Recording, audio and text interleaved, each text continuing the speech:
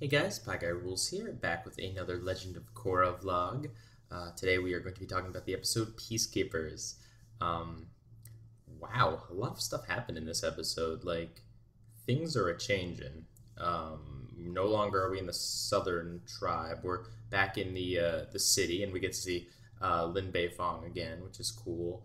But, like, oh my gosh, are things, like, really heating up? And we're not even seeing what's happening down in the south. We don't know.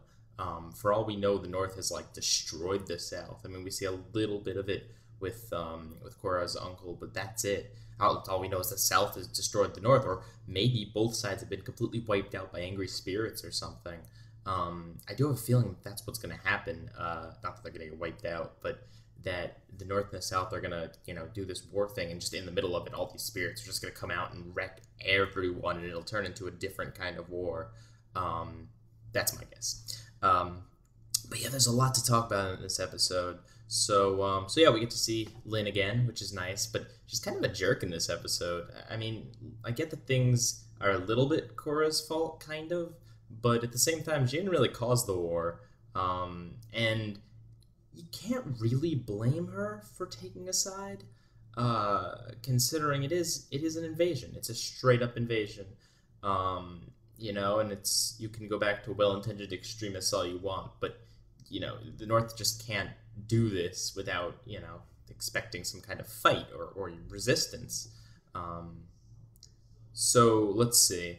The speaking of which, Korra's uncle, why did they turn him into a straight-up bad guy? I don't get it. Why not keep him complex unless they're, portraying him as bad now, and then we're going to pull back, and eventually we're going to just see that maybe he had some, really good goal in the end.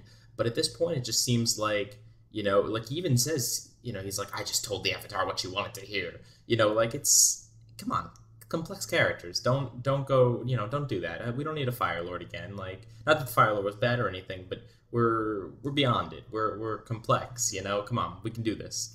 And oh yeah, and Bolin's not girlfriend is totally Azula. Like, there's not even, it's pretty much like a 1-to-1, because right now she's daughter of the big bad, psycho, really awesome at her craft too. She does some really awesome waterbending, like the two of them with the surfing on the water and stuff like that. They're really powerful and awesome. Also, I think I mentioned it last time about how I wasn't sure if they were actually Korra's cousins. It's weird because this is like the first time you get to see Korra's uncle interact with them. It's a little bit weird. Like, that's why, I mean, they're there on the trip to the South Pole, but he never says one word to either of them. So you wouldn't get that they're father and children. Maybe he's just a really bad dad. I don't know. They're kind of going with a little bit of a family theme in this season. Oh, I like the son though. I like the male cousin. He seems not crazy. I mean, a little bit crazy, but not as crazy, I guess. Like, he was astonished that they had to go capture the Avatar. He did it, but he was astonished. Capture the Avatar. What does that sound like? For serious stuff. I love the quote: "Being famous is like getting hit with a rock all the time." It's a good way to sum it up. Korra is getting annoying. Like, okay, so I get how she took a side, but oh my god, is she really taking a side? Like, this isn't a matter of, I want to support the South and stuff. This is a matter of the North must be destroyed. Like she's, the terrorist thing. Oh, no, Water Tribe, Northern Water Tribe, they're evil, bad guys. I mean, she freaking, like, kicks a desk when Mako breaks up with her. I mean, it gets to the point in this episode especially, and it might be intentional, I don't know if it's intentional, but it kind of, I think it's a little bit intentional at least, that the good guys kind of seem like the bad guys. Because you have Varrick, who is, he's funny and stuff, and I like him as a character because he's rich, and you don't quite know where his motives lie. Like, he seems like a good guy, but he's not always on the up and up, it seems. You have him, who's, all for just, ridding, getting the North out of there and any means necessary. You have Korra, who's so, she thinks she's the supreme ruler of everything. She pretty much spits in the president's face, and, like, I don't, you don't know if the president's a good guy or a bad guy at this point. You don't know, he kind of seems like a regular president of, the United States. Can't tell if he's good or bad. No, but, Korra seems really, really extreme. And I get that she's, a hothead and she's really she's one-track minded. But it seems very much so. And especially, I guess, without Tenzin to help her, she's just so set on this that she doesn't care if she, ununites the world. But then again, I guess it is very serious when you're talking about a war where your family is participating. She could go back down to the south and her parents could be dead. So I guess it is warranted, but it seems. And then you got Asami, who's like, yeah, there's a war going on, but I want to make money, so. I mean, I can't really feel bad for her considering it was her dad's company, and her dad was kind of a jerk. I don't know. I mean, it's cool that she has it, but maybe she should give it up or something. I don't know. It just kind of seems so trivial when you've got bigger things going on.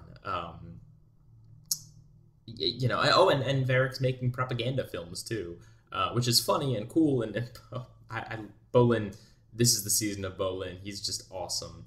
And it's funny that he's awesome in a way that everyone's kind of leaving him out.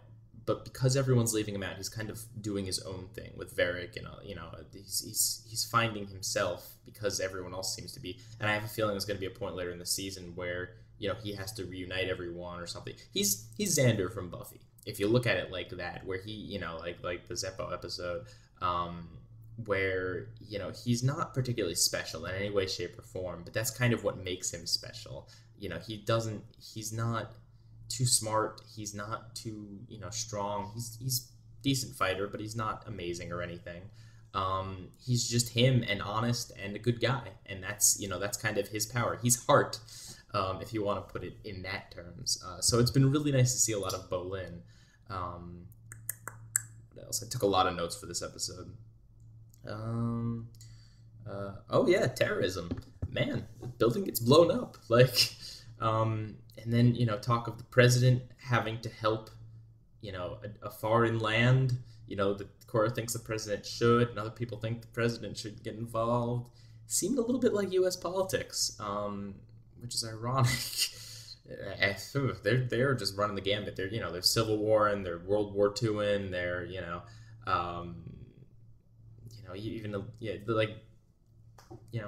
it's cool. It's cool to see the illusions and stuff, and it's not parodying, the satire, I guess, maybe. It's cool to see it. They should be more concerned about Amon. Okay, they didn't know that Tarlok, both of them, they don't know that. They know Amon left. Okay. I get that we know that he's no longer around, but the characters should still be at least a little bit concerned that he could come back. And, even if not him, what about maybe a group of his followers that stayed loyal, like neo-Nazi kind of things? They're not at all concerned about this, guys. I know it's not, I know Amon's gone, but you don't know Amon's gone, and you don't know that all his followers, decided to give up, but maybe that'll come back into play. I don't know. Okay, so that's I guess let me finish up that main story. So at one point, Korra's like, "You have betrayed me," to Mako, and she's all dramatic and stuff, and it feels a little bit overblown. It is. I don't know whether I side with Mako or not. I don't know whether. I mean, on the one hand, yes, he is a police officer, and it's kind of his duty to report any, terrorism, kind of, or vigilantism or whatever. But on the other hand, I mean, I don't know. His duties should be more to the Avatar, to be honest, because whether he's her boyfriend or not, he's still one of the Avatar's posse, and as such, he needs to kind of support that, because the Avatar will always be the Avatar. Presidents get elected, presidents leave. That's the Avatar needs to remain in power, needs to be supported. So I don't know. But I think it's good. I think they're giving Mako more of a character. It's cool. And Korra's just really going overboard, and I really hope it ends soon, because not the season, just Korra's, overboardiness. I hope she goes to Tenzin or something, or the spirit world, I guess, and meets Aang or Wan or whatever, and they just kind of calm her down, because that's what she needs about now. And then Lin gets a funny line where, she's like, when Tenzin broke up with me, you should have seen Air Temple Island. And then the ending. Holy crap, that ending. Yeah, pretty awesome. I like the fake out where you think Korra's going to tame it. Nope, JK.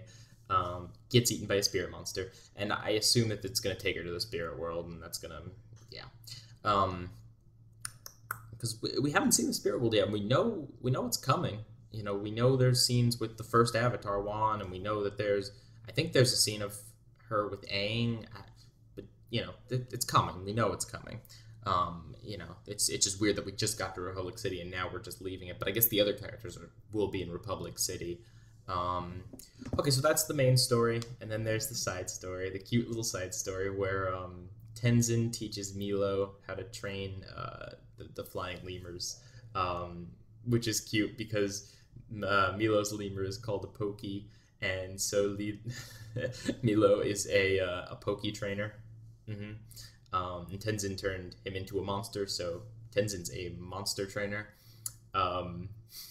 No, but that entire Pokemon references aside, that entire plot was just adorable and sweet, and it made this episode, it really helped, because there was a lot of insane, like plans being made and sides being drawn, crossed, and lines being drawn, and that kind of thing. In this episode, so to kind of have this little cute side plot really helped it out. So yeah, that's about all I got. Pieguyrulz.